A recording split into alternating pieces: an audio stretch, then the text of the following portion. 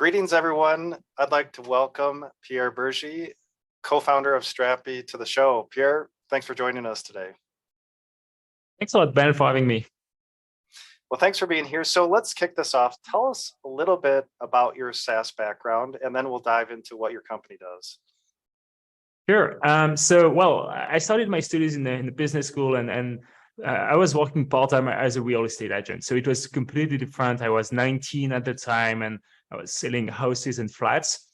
So, it was completely different. But what was great is that it was very challenging because people were making the purchase of a life. And what was extremely interesting is that we kind of transformed that real estate agency of 5 people to a real estate agent networks of more than 55 people. Anyway, it was not SaaS. But that's when I really decided to create my own company, because it was like, well, there are so many things that we can do. And I wanted to be able to build my own product. So I continued my studies in computer science, and I've spent my days and nights learning web development.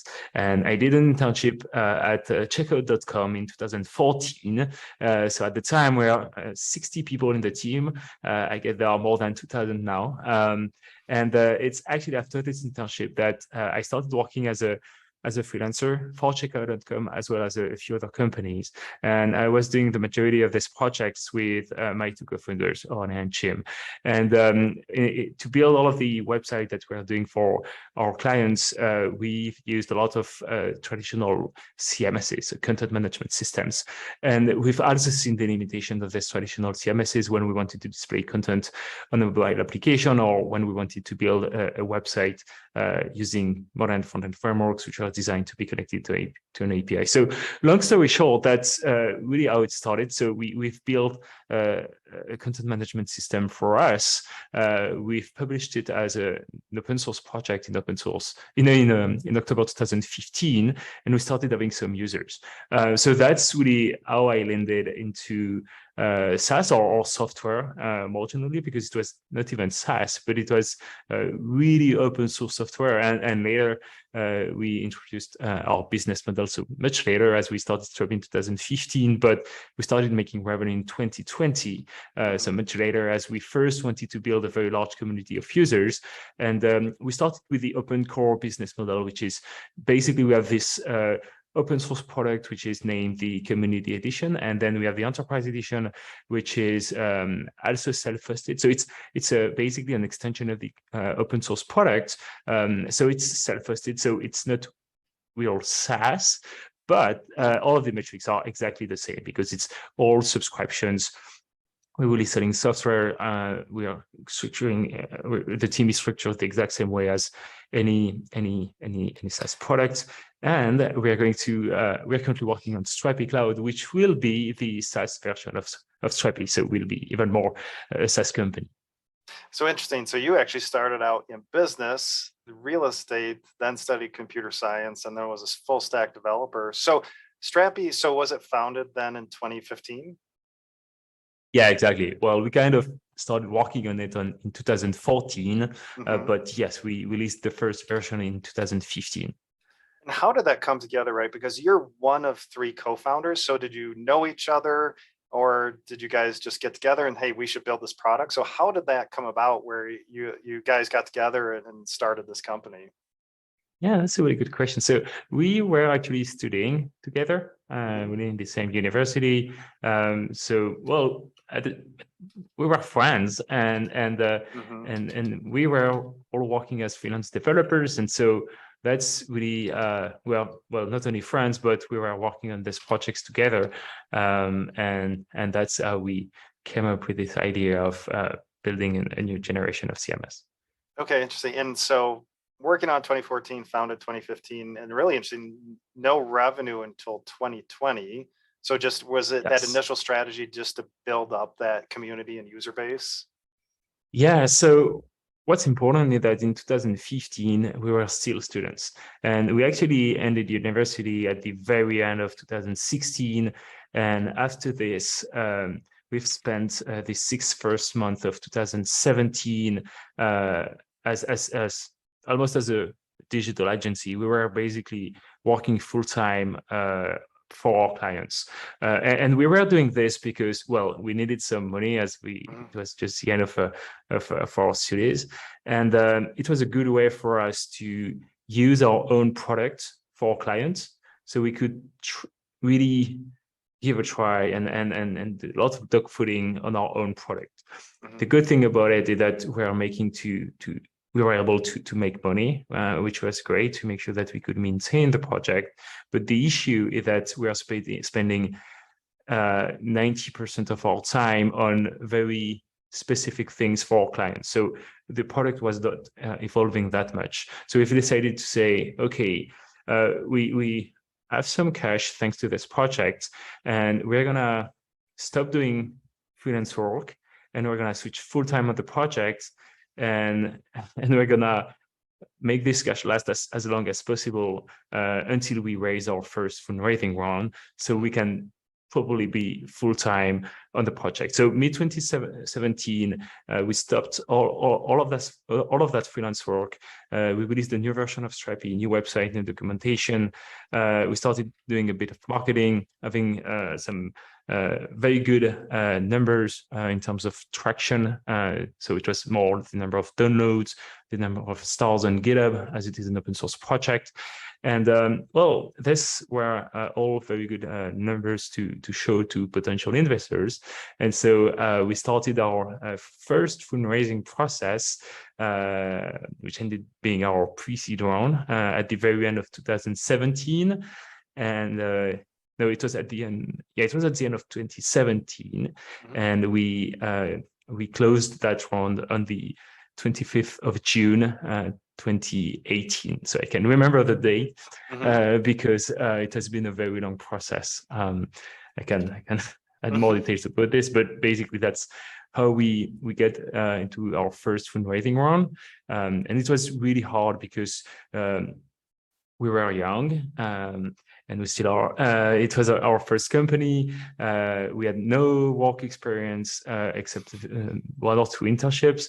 I think we didn't know what we were doing, which was maybe why we succeeded in raising this first round in a way, because we've been quite resilient. And so we started the fundraising process at the very end of 2017, and we met some investors, and starting the roadshow at the very end of the year is not a good idea because then it was Christmas and everything. So everything slowed down, and we had to restart everything in January. And luckily, one investor committed in February, and then we had to find other investors, and yeah, we finally closed that round. But we've learned a lot, and that was our first one. So you're located in Paris, correct? Yes, yeah. So we started Strapi in Paris. We've decided to do flip, so we became a US company in 2019 when we raised our seed round with Axel. That was a choice. As our biggest market is in the US, and now we are a team of 80 people today, and we have Strapiers in more than 15 countries, and it's growing almost every week. And so we have a very international team. We are all remote. So yeah, that's we operate globally. Okay, so about 80 staff, all remote, international team. And then how do you, for open source systems, how do you gauge traction? Now, when you were going out to investors, is it downloads, installs, community users? Like what gets investors excited about open source and the traction that you had from 2015? Yeah, that's a really good question, especially as, well, generally speaking, when you build open source software, you don't make revenue in the early days, and that's fine. That's kind of part of the journey. You first have to build the community, and when the community is there, then you can start monetizing. It's a very different journey, which might seem a bit more risky, but at the same time, having a big community validates a lot of things. And so and by the way, we've raised our pre-seed round, our seed round, and our Series A without making any dollar in revenue. So we've started making revenue after our Series A.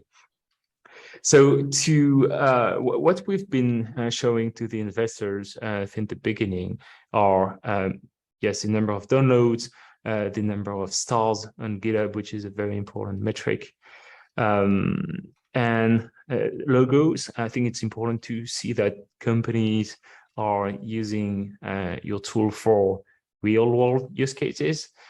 And there is one thing which is probably the most important, that in open source software, software editors or open source project creators often add something called telemetry.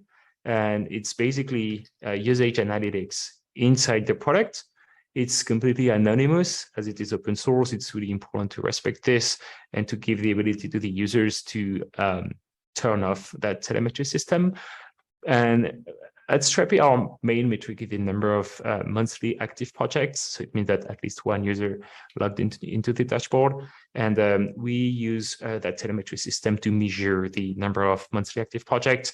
So this is what we've always been following closely. I'm saying always, but it actually started during the pre-seed roadshow as investors wanted to have more visibility on usage. So we added this during the process. And since then, we've been tracking that very closely to make sure that more and more projects are running with Strapi. So this has been the main metric. But in any case, since everything is open source, investors have a lot of tools regarding the number of downloads, the number of stars on GitHub, the number of contributions. So even if you don't reach out to the investors, if you're building a very successful open source project, they will see it. And that's great because they will eventually reach out to you and say, hey, I've seen that your number of stars on GitHub is growing like crazy. What's going on? We'd like to chat with you. So. Okay, so interesting. So main metrics you're looking at, yeah, installs on GitHub, downloads, also actually logos and those real world use cases. Yes. And then monthly active projects, a main metric, and then investors like to see those star ratings and the growth in those communities. So, and really interesting. So you said no revenue, but you raised a pre-seed, a seed, and a Series A with no revenue. And I'm guessing you were telling that, getting people excited, investors excited, based on those metrics that we just talked about, and because you had no revenue. Yeah, exactly. And one important thing to mention is that we've also been on a very hot market. The CMS market has been around for many, many years, and it's a very large market. And there is this massive shift from traditional CMSs to what we call headless CMSs, and Strapi became by far the leading open source headless CMS. So of course, this helped a lot. But yeah, we've been also very selective with the investors we had discussions with, because not every investor really understand how the community behind an open source project can be. And it's really important to be very selective and to chat with investors who truly believe in open source. So ideally, of course, they already invested in commercial open source software companies. That's something which is really important. So you make sure that you speak the same language and they do understand the strategy. Yeah, and we'll get to that in a second. So you just raised a Series B for 31 million. So how much capital have you raised to date? Yeah, so we've raised around 45 million total. We've raised a $1 million pre-seed round, 4 million for the seed, and 10 million for the Series A, and now 31 million for the B. Okay, so let's go through that. So 1 million for the pre-seed, and then you said four for the seed. Yep. That's 5, then 10 for the Series A, 15. So, and then 31 for the Series B, so 46 total. Okay, perfect. So 45 million raised to date. And then you started getting into actually helping founders out there, with your fundraising experience. So I want to talk some lessons learned maybe in these previous rounds or your Series B. But one thing that's really important is that you were selective with investors. So not just, say, investors who understand SaaS in general or technology, but really looking at a niche of investors who understand open source technology. Was that was important for you? Yes, that's for sure one of the things that has been extremely important. We've seen that during our pre-seed round, and we had no network at the time.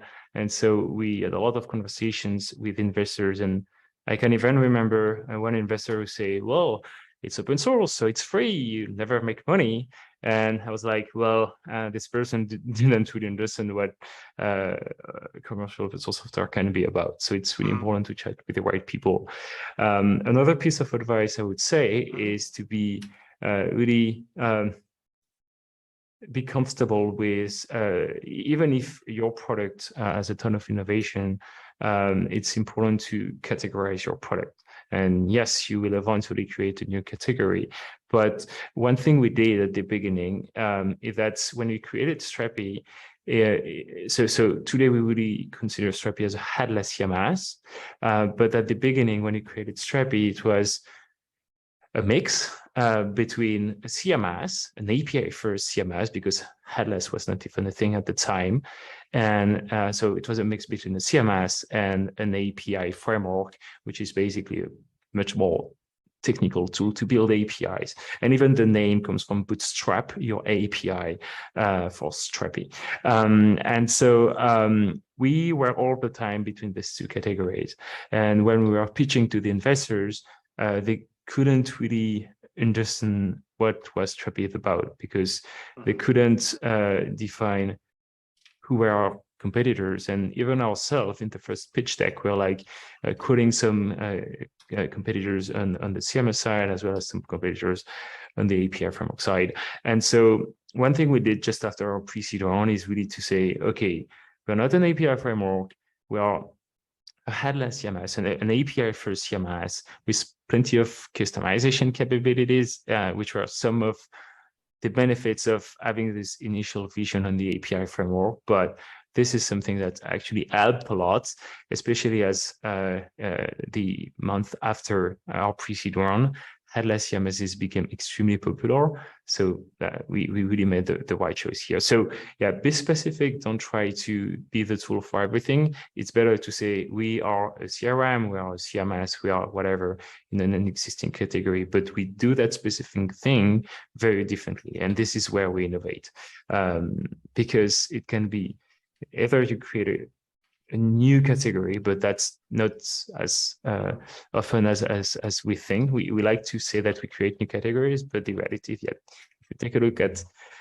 SaaS software, well, the majority of categories that exist today existed a long time ago. So that's one thing. And the other thing is that don't think that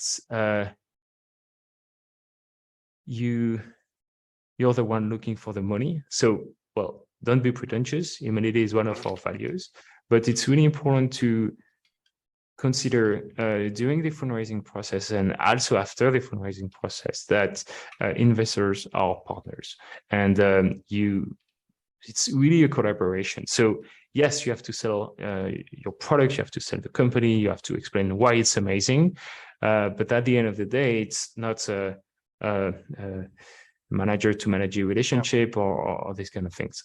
So it's really, well, we think that we have this amazing idea and for this and that and this reasons we can prove it. We want to be part of this journey. And so when we raised our pre-seed round, and again, it was the first one, we were really, well, this is what we're building and we look for money, but we've actually did the complete opposite during our seed round the year after, because, well, I think I really wanted us to take a revenge on the first one, which was really difficult. And so we prepared the round a lot. Like we've spent 1 or 2 months just preparing the round, preparing the deck, and even pitching all the time. And our investors from the pre-seed round did some pitching session with us, and they were asking us, okay, do it again and again, and they were challenging us. And so we've listed like the main questions. We created an FAQ on the data room to really prepare what investors would like to answer, and do consider that if the more you make the work for the investors, the better it is, because if you can map the competitive landscape and this kind of thing, they will save a lot of time, and that's great. One thing I did for the Series B that I actually wrote the memo that the investors would write, so they don't have to do it, or at least they get some information from it. And so when we raised our seed round, so we did all of that preparation, and we really kind of compressed the timing. We were having some inbound from investors, and so we said, well, not now. So I was not taking any meeting. But when we started feeling ready, I started scheduling a lot of calls within a very short time frame. And so I was doing almost 10 meetings a day. Maybe that's too much. I would say, well, between 5 and 8, just to make sure that we have a lot of energy. And that's what the only thing I was doing. I said to the team, well, you're not going to see me for the next 1 or 2 months. And so I could 100% focus on the fundraising and meet investors and really create that momentum. And what happened is that we really tried to get the first term sheet that we actually got after 10 days. And when we got the first term sheet, I said to all of the investors who were interested, I said, well, you have 2 weeks to give us our term sheet, to give us your term sheet. Otherwise, well, we'll just move forward. And it really created that momentum. And again, it's important to keep humility. It's really a game, but if done well, that can be really powerful because it really puts some pressure, and you make sure that, okay, now it's time and we're going to close in 2 weeks. So make the best offer and then we'll move forward anyway. So that's something we did quite well doing that seed round. Yeah, so really interesting because you're either raising or you're not. There's no in between, but you really kept this compressed, right? You didn't just take ad hoc meetings, questions. So you kicked off a very specific date and kept this compressed. So how long did it take from starting the process for the Series B to then accepting a term sheet? Okay, so for the Series B, it was a bit different. I think it took about a month, maybe 1 more week than a month. Yeah, let's say 5 weeks. So, well, that was at the beginning of this year. So we did all of that preparation and it was, I think it's always a good exercise to really think about the long-term vision, what's going to be the market. And we clarified what we wanted to achieve over the next 24 months, which was very, very clear, and happy to tell more about this. And so we prepared all of this, and we organized a lot of calls. We prepared the list of potential investors. I think it's important to start with investors that you don't necessarily want, so you can try your pitch and see what are the main questions, what are the main objections, so you can be better prepared for the best investors. And as you feel ready by having all of these conversations, we had meetings with the investors we really wanted to work with. Well, it has been extremely intense. Lots of meetings. We were I mean, the context was not the same as in 2021, where valuations were completely crazy, and it was extremely easy, maybe too easy to raise money, and some companies will actually pay the price. And so the market has been strongly impacted in January this year, but luckily enough, we started the fundraising process in, I think it was mid-March, maybe at the beginning of March, and we agreed with investors at the very beginning of April. And this is also when we signed the term sheet, and then the market fell down again mid-April, but the term sheet was signed, and our investors, and I mean, we at CRV has been extremely committed and say, well, we're gonna do what we said, and that was great to have that level of confidence in that context. And well, we're very happy. We raised in very, very good conditions, despite the context. So that's very good news for the future of the company. That's great. And then one last question with the Series B, anything that pops to mind that you want to tell founders, like, boy, I really got grilled on this, or this was really hard. Any one last thing that really comes to mind when you think back to your Series B that you'd like to make sure other founders know? Sure. So I think it's really related to the context. Raising in 2022 is not as easy as raising in 2021. It's actually much harder. So first of all, good luck. It's important, I think, to be aware of that and not to say, well, valuations were crazy in 2021, so it's going to be the same. So my piece of advice would be lower the expectations. The market has changed, and it's better to say you're going to raise 10 million and you eventually end at 15, instead of saying that you want to raise 20 million and eventually getting only no's, and at the end the list of investors gets smaller and smaller. So yeah, my piece of advice would be lower the expectation, and well, you define a small number, and well, hopefully things will go so well that you raise more than you initially expected. And when I say lower the expectation, it's of course on the amount you want to raise as well as the valuation. And then one last question before we wrap up. Sometimes it's hard, like, knowing the timing, when we're ready for that next raise. So what were those triggers or milestones with the Series B that you said, we're ready to raise again? We have so many users or downloads. Just like, help other founders with, like, this is what we're looking at that led us to decide that we should raise another round. Yeah, that's a very good question.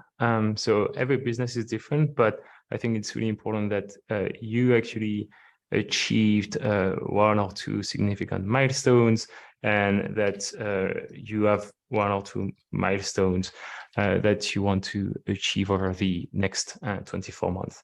So for us, we raised our Series A in mid-2020. And after this, we started making revenue. So again, before this, our priority was to build the community of users, and it's still the case. I mean, building a community is never finished, and this is actually what motivates us. And so we started making revenue after that Series A. So it was something new, but everything went super well.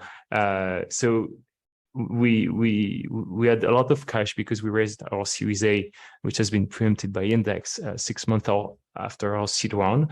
And so we could last more than 24 months. And so we focused a lot on improving the product as well as growing the revenue. And we felt ready to raise that Series B when we achieve mostly one significant milestone in terms of revenue that could prove that our revenue was going super fast and was like, okay, the experimentation is done, and yes, it's working, and now it can scale. So this is what we could show, and that we've successfully being able to show. And then in terms of next milestone, and I think it's important to explain why you plan to raise money. So the majority of the time it will be on accelerating the go-to-market and or improving the product. And for us, so again, Strapi is completely self-hosted today. Even if you use the enterprise edition, you host it on your own AWS, GCP, Microsoft Azure account, which is great for tons of reasons. It's also a bit complex. And so lots of companies just want to sign up and have everything up and running. So what I mean is that they'd like us to host Strapi for them. And we've actually raised that Series B to work on Strapi Cloud, which is going to be the managed version of Strapi. So we started building it at the very beginning of this year. And we're going to onboard the first users in alpha version this quarter. And it was really important to explain why we wanted to build that Series B. Okay, that's great. So it looks like you hit a significant revenue milestone after your Series A that led you to say, hey, we're ready for a Series B. The product's working, the kind of experimentation is over. Plus, you knew where you wanted to invest that in Strapi Cloud. That makes a lot of sense. So let's wrap up here, and really appreciate the time today, Pierre. But what's next on the horizon for Strapi? What's next for your company? Well, from a product standpoint, so it's really around Strapi Cloud. This is really where we see the future of the product. It will be even easier for people to use it. So that's going to be a significant thing, especially as we're going to go through that transition over the next 12 months, by switching from a mostly self-hosted product to a real SaaS product. So that's going to be one thing. In terms of products, it's also about collaboration features. We've been focusing a lot of the developers because we target the developers and they recommend Strapi in their companies. So we don't do any outbound, but only inbound. So Strapi is amazing for the developers. And now we're going to make it even better for the content editors, for the end users of a content management system like Strapi. And then it's all about accelerating on the go-to-market. We've been growing our revenue very fast with an extremely small sales team, and now we have to scale, and we're gonna scale. So yeah. Okay, so Strapi Cloud next, and then also now focus on go-to-market, accelerate that growth now with the investment. So yeah, really interesting. Yeah, exactly. So really appreciate your time, Pierre. Strapi looks like things are going well. So if listeners would like to learn more about you and your company, where can they find you online if they'd like to learn just a little bit more? Feel free to follow me on Twitter, and you can send me a message on Twitter as well. DMs are open. All right, sounds good. All right, thanks, Pierre. Appreciate your time today. Thank you. Thanks a lot.